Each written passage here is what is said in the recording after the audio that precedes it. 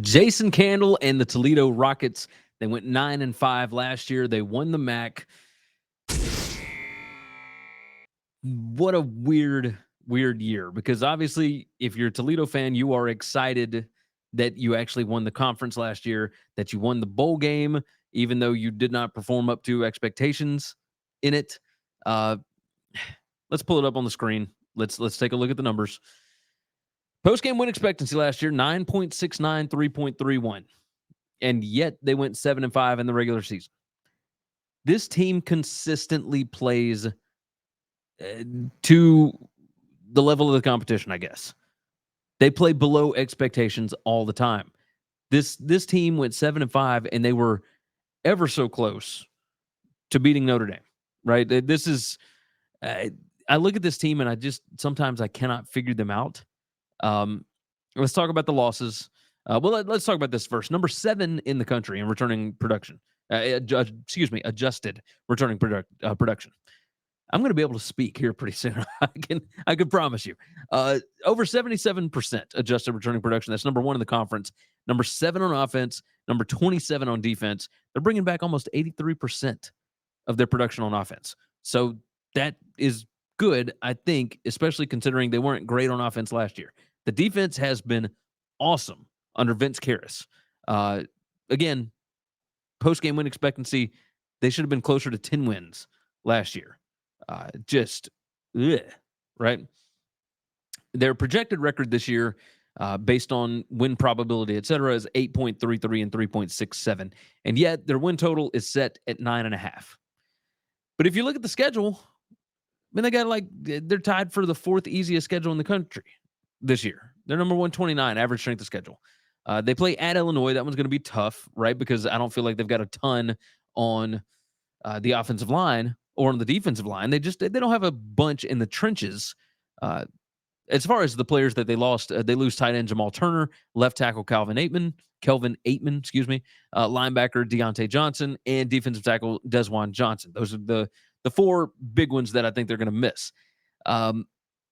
We'll start off with what they did. They were number 28 in PPA margin last year, and a lot of that had to do with the defense because they were number 73 in offensive PPA per drive, but they were number 8 in defensive PPA per drive allowed, number 9 in rushing success rate allowed, number 5 in passing success rate allowed, but they were number 85 in explosive plays allowed, right? Or explosive rate.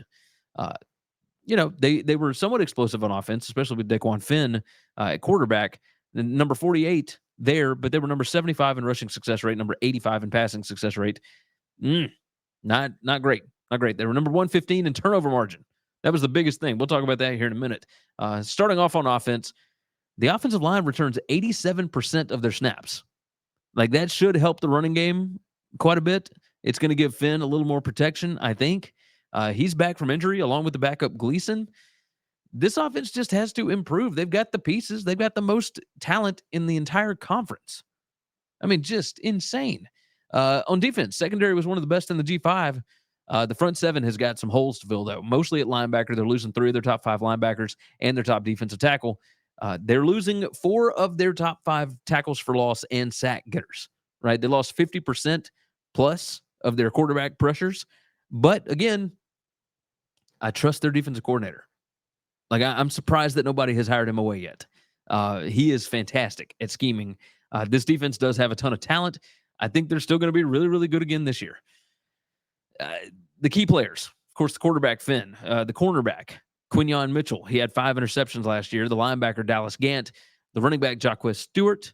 And the wide receiver, Jawan Newton. Their luck rank last year was number 80. A lot of that had to do with turnover margin. Again, luck rank has to do with injury luck, turnover luck. Missed field goals by the opposing team, whatever, The projected favorites in 11 games this year. You look at the schedule, like, they could easily win all of them. Odds are they're probably going to lose one. So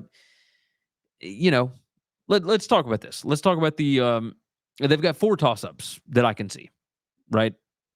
4 toss-ups. I think they're like double-digit underdogs to Illinois, but either way, we'll talk about that. I look at this team with a win total of 9.5, and I think about what has Jason Candle shown me to make me think that he could win 10 regular season games? And I haven't seen it from him yet because they continue to play down to the opposition, right? Let's take me off the screen. Let's look at the keys to the season. First key, has Candle finally figured out how to win games he's not supposed to? Or excuse me, has he finally figured out how to win games he is supposed to? 5-8 against the spread as a favorite in 2022. They lost 6 times as a touchdown or more favorite in the last 2 seasons. The schedule sets up nicely. Again, I told you, 4th easiest in the country.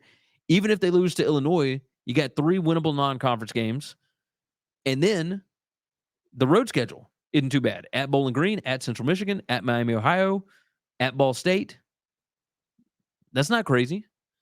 You got to fix the turnover margin.